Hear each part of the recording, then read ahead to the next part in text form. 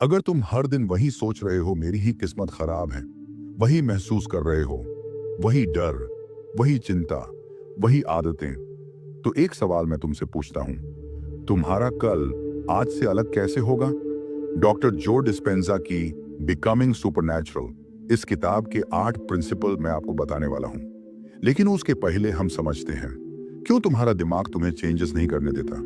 तुम्हारा शरीर सालों उसी दर्द के इमोशन को पकड़कर क्यों बैठा है? मेडिटेशन सिर्फ शांति नहीं, बल्कि दिमाग को रिप्रोग्रामिंग करते करते कैसे नॉर्मल इंसान अपने थॉट्स एंड इमोशंस बदलकर नई रियलिटी क्रिएट करता है। डॉक्टर जो डिस्पेंजा कहते हैं, तुम अपनी पर्सनालिटी नहीं बदलोगे तो तुम्हारी पर्सनल रियलिटी कभी नहीं बदलेगी। तुम अपनी ही जिंदगी के कैदी कैसे बन गए? अब सवाल उठता है, पर्सनैलिटी बनती कैसे है? उत्तर बहुत सिंपल है, रोज के थॉट्स, रोज के इमोशंस, रोज के रिएक्शंस। और अब जरा डरावनी सच्चाई सुनो। वैज्ञानिकों के अनुसार हमारे 90 से 95% थॉट्स रोज वही होते हैं। मतलब वही चिंता, वही गुस्सा, वही डर, वही सेल्फ डाउट। अब खुद से पूछो, क्या मैं नया फ्यूचर क्रिएट कर रहा हूं या रोज पास्ट को रिपीट कर रहा हूं? अगर दिमाग जिम जाता तो वो आज भी वही 2 किलो का डंबल उठा रहा होता।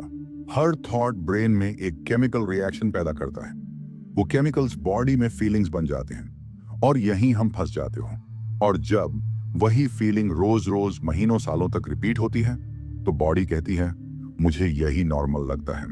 यही कारण है कि कुछ लोग स्ट्रेस के आदी हो जाते हैं, कुछ लोग दुख में कंफर्टेबल हो जाते हैं और कुछ लोग पेन को अपनी आइडेंटिटी बना लेते हैं। अब ट्विस्ट सुनो, जब तुम चेंज करने की कोशिश करते हो तो दिमाग अलार्म बजाता है, डेंजर, ये नया है, ये अननोन है, वापस पुराने दर्द में चलो।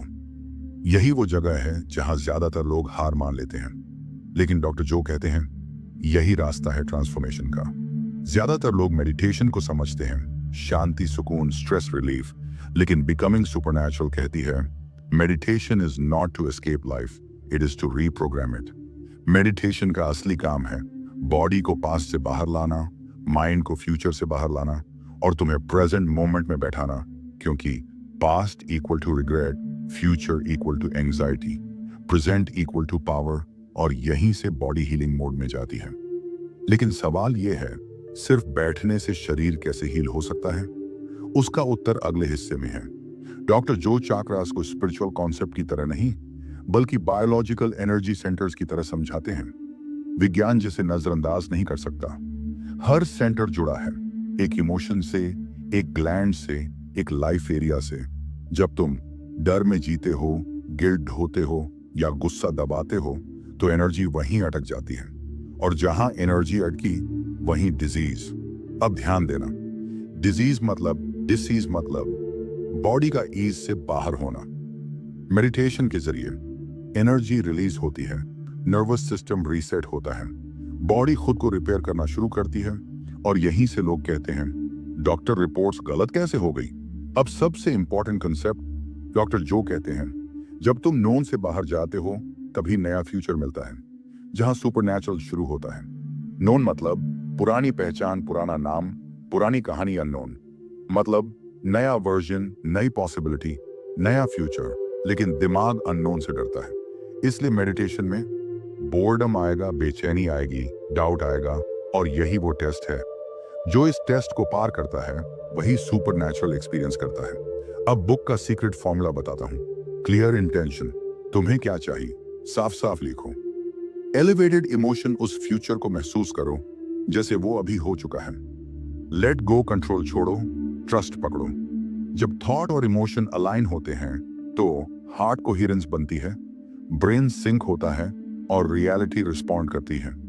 यही कारण है कि कुछ लोगों की हीलिंग असंभव लगती है, कुछ लोगों का ट्रांसफॉर्मेशन चमत्कार लगता है।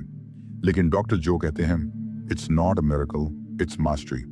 सबसे माइंड ब्लोइंग कॉन्सेप्ट जानते हैं, जब तुम मेडिटेशन में डीपली प्रेजेंट होते हो तो ब्रेन टाइम को लिनियर नहीं मानता। मतलब फ्यूचर पॉसिबिलिटी प्रेजेंट मोमेंट में एक्सेस हो जाती है और तुम फ्यूचर सेल्फ से सिग्नल्स लेने लगते हो। इंट्यूशन शार्प होती है, डिसीजंस क्लियरर हो जाते हैं। मतलब गूगल मैप्स नहीं, अब इनर मैप्स काम करने लगते हैं। सुपरनैचुरल मतलब कोई मैजिक पावर नहीं, हवा में उड़ना नहीं। बिकमिंग सुपरनैचुरल का असली मतलब डर के ऊपर कंट्रोल, इमोशन के ऊपर मास्टरी, बॉडी और माइंड के बीच अलाइनमेंट। मतलब तुम सर्कमस्टेंसेस का रिएक्शन नहीं, क्रिएशन बन जाते हो। अब एक आखिरी सवाल, और इसे स्किप मत करना। अगर तुम वही सोच, वही इमोशन, वही रूटीन कल भी रखोगे, तो क्या सच में तुम्हें अलग जिंदगी चाहिए या सिर्फ शिकायतें? अगर ये वीडियो तुम्हें सोचने पर मजबूर कर रहा है, तो अगला वीडियो तुम्हें एक्शन में ले जाएगा। स्क्रीन पर दिख रहे वीडियो पर क्लिक करो, क्योंकि अवेयरनेस पहला कदम है, लेकिन कंसिस्टेंसी असली गेम चेंजर। वीडियो पसंद आया हो तो लाइक, शेयर और चैनल वेवलर को सब्सक्राइब करना मत भूलना। मिलते हैं अगले वीडियो में एक और डीप ट्रुथ के साथ।